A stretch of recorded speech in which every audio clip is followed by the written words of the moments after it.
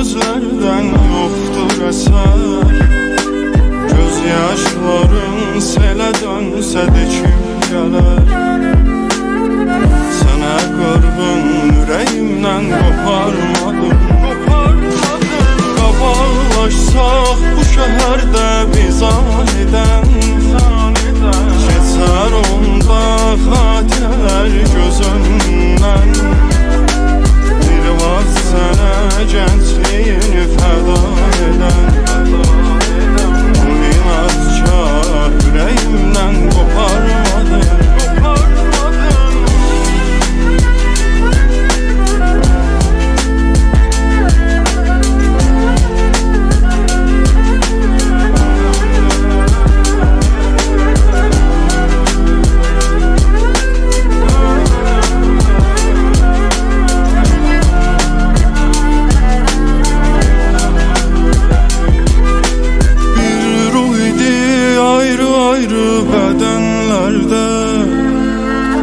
Tez geldi çattı hicran ömrümüze.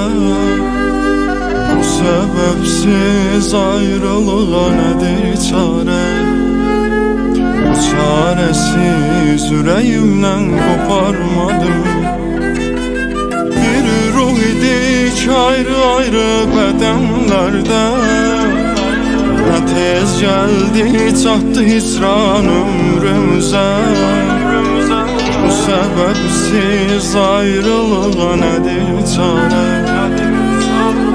Bu çaresiz yüreğimden koparmadım. Qabarlaşsaq bu şəhərdə biz anidən, keçər onda